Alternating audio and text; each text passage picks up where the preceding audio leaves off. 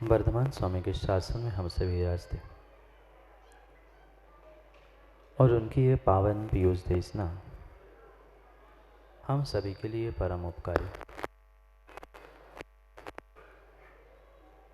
अनादिकाल से हमारी आत्मा में जो जन्म, जरा और मृत्यु रूपी रोग लगे, उन रोगों का उपशमन करने वाली कोई परम औषधि है तो वह एकमात्र यह जिनवाणी।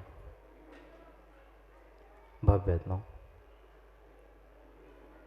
आज तक इस भारत की धरा पर अनंतानंत 24 हो गए, पर अनंत 24 तीर्थंकर होने के बाद भी इस भारत भू पर, भारतवर्ष में कोई तीर्थंकर परंपरा नहीं, कोई किसी एक व्यक्ति की परंपरा नहीं है, किसी बाबा, किसी संत की परंपरा नहीं है, अपितु इस भारत भू पर अगर कोई परंपरा है तो वह श्रवण परंपरा है। क्योंकि जितने तीर्थंकर आज तक बने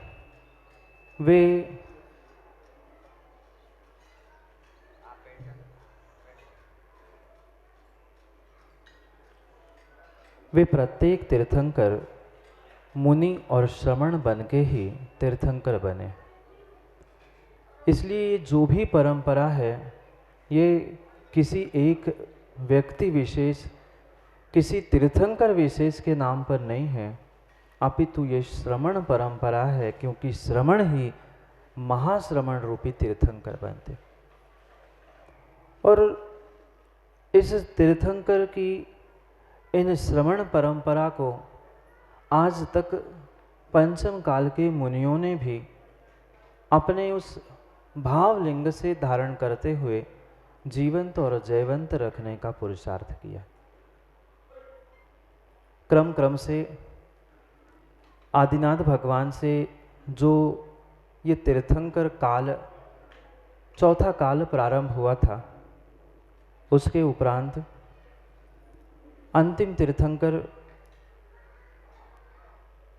वर्तमान शासन नायक वर्धमान स्वामी, उन्होंने कैवल्य को प्राप्त किया और उस कैवल्य को प्राप्त करते हुए लगभग 30 वर्ष उस कैवल्य रवि से पूरे इस ब्रह्मांड को प्रकाशित करने का प्रयास किया।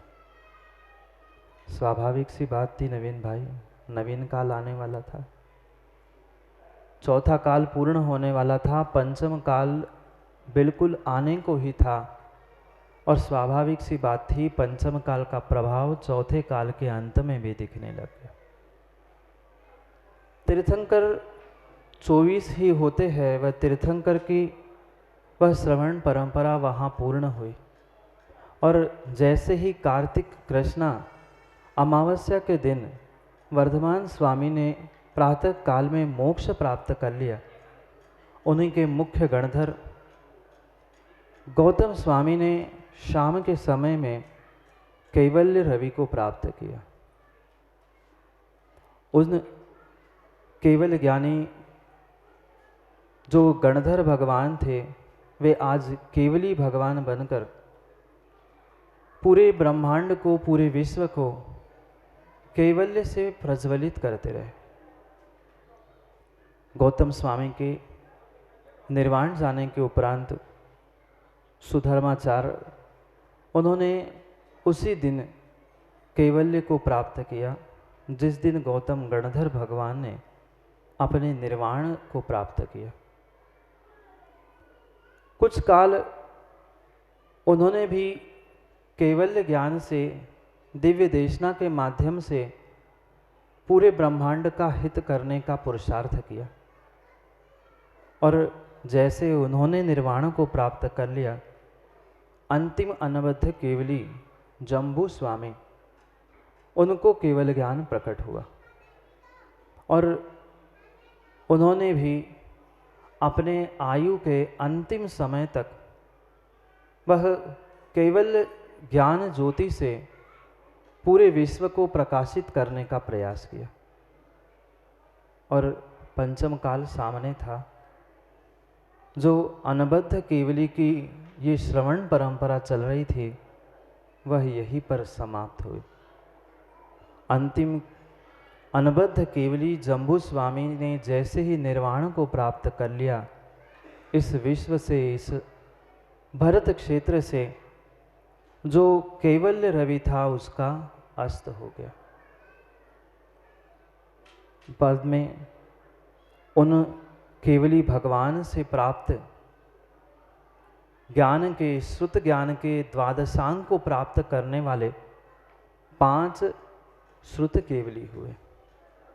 क्योंकि आपको माताओं ये ज्ञात होना चाहिए, आज कौन सा पर्व है आप लोग जानते?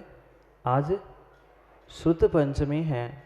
और वास्तव में ये श्रुत का अवतरण कैसे हुआ, कैवल्य रवि से, श्रुत केवली से, वह आज जो हमारे पास के श्रुत ज्ञान शेष है, वह श्रुत परंपरा श्रवण भगवंतों ने, मुनि भगवंतों ने आज तक यहाँ तक कैसे लाई, उनके उन उपकारों को याद करने का समय।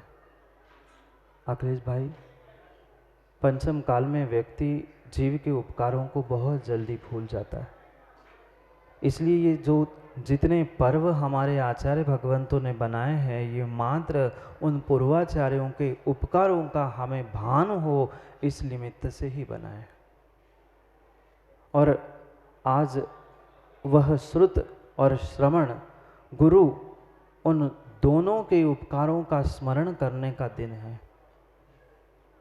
केवली भगवान के अनबद्धता के बाद उस द्वादशांग को जानने वाले नंदीवर्धन, विष्णुमित्र, अपराजित गोवर्धन और भूतबली, ऐसे भद्रबाहु, ऐसे पंचम 5 श्रुत केवली हुए जिनके पास द्वादशांग का पूर्ण ज्ञान था। पर जैसे वर्तमान में भी देखने में आता है अध्यक्ष जी,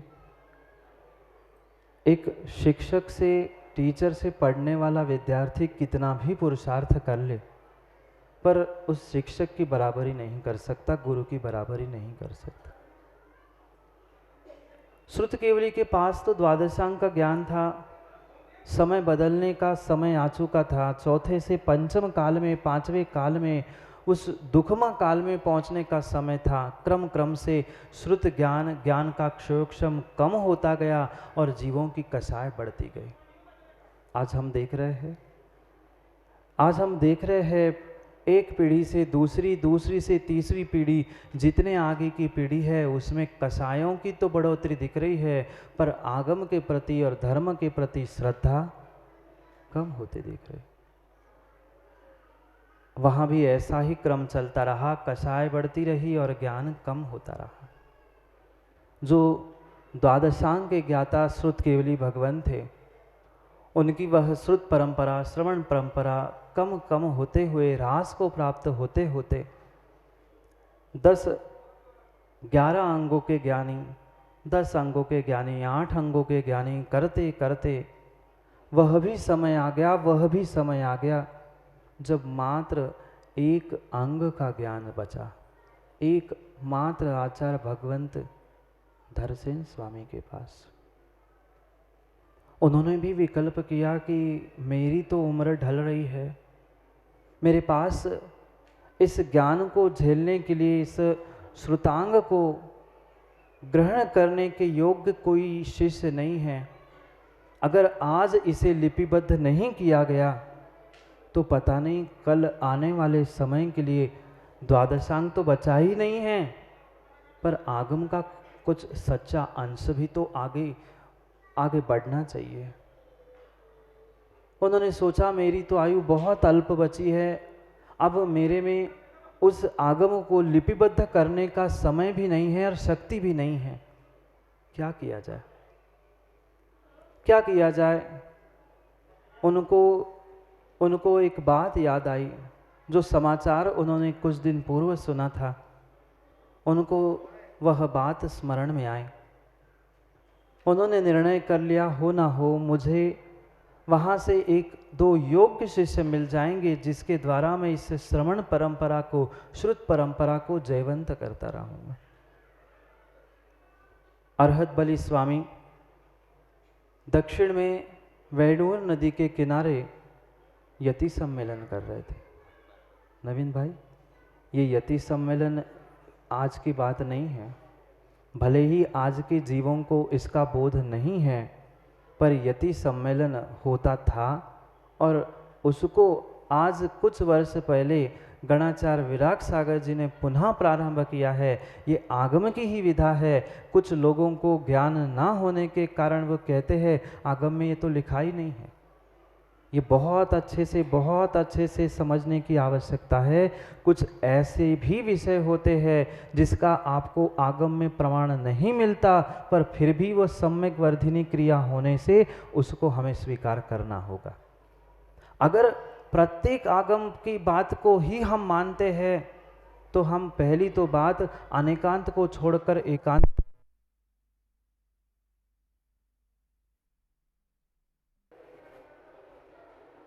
कुछ ऐसी भी बातें होती है जिन्हें हमें आगम के प्रमाण ना मिलने पर भी स्वीकार करना होता है। अगर प्रत्येक आगम की ही बात को हम स्वीकार करते हैं तो हम प्रत्येक आगम का निर्णय हमें अनेकांत से करने की आवश्यकता है। आचार्य भगवान स्पष्ट रूप से कहते हैं वह क्रिया, वह कार्य नवीन भाई हमें स्वीकार है जिसमें सम्यक में हानि नहीं है।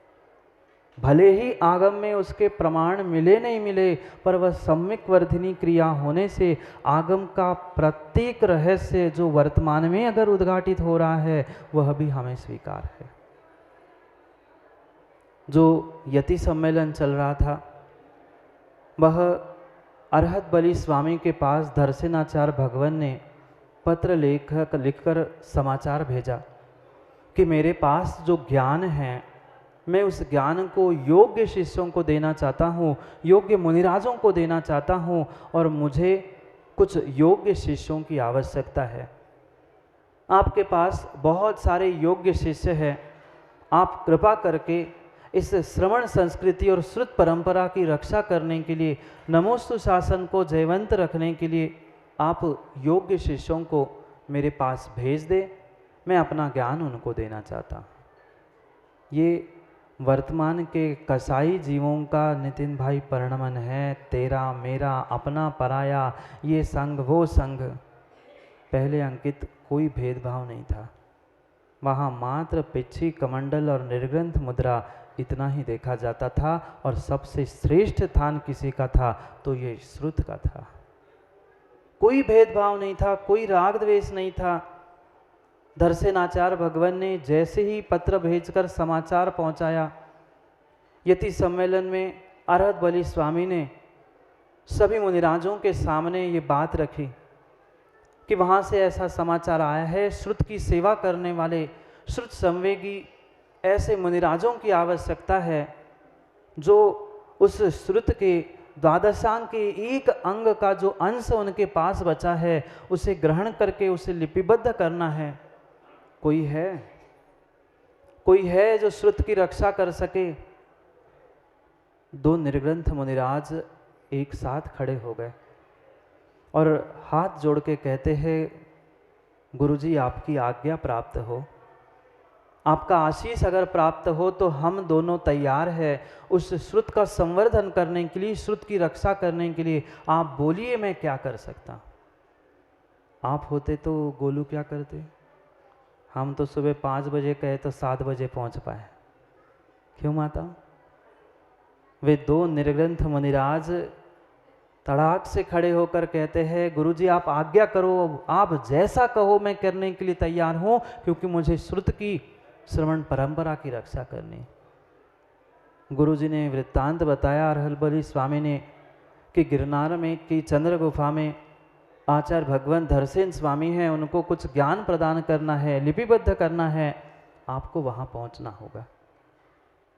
तुरंत उन दोनों मुनिराजों ने गुरु का आशीर्वाद लिया, त्रय भक्ति पूर्वक उनकी भक्ति की आज्ञा और आशीष के साथ वे वहाँ से निकल पड़े। क्या क्या ललक उन जीवों को होगी, उन दोनों मुनिराजों को होगी श्रुत के प्रति और गुरु की आज्ञा के प्रति। शायद आज के पंचम काल के किसी व्यक्ति के पास ऐसी ललक उस श्रुत ज्ञान को प्राप्त करने की है ही नहीं।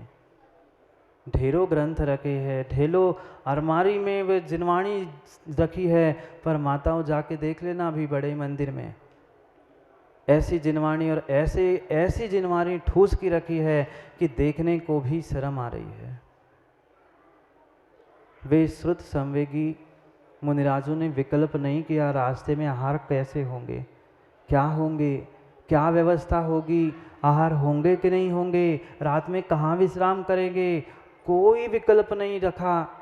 और विहार करते करते करते करते कहीं आहार मिले सो किए, नहीं मिले सो नहीं किए। 2-2 4-4 दिन के उपवास करते हुए वे श्रुत के संवेग भाव से जो आपूरित थे, भरे हुए थे, वो विहार करते करते करते उस गुजरात के, सौराष्ट्र के गिरनार पर्वत के पास समीप पहुँचे।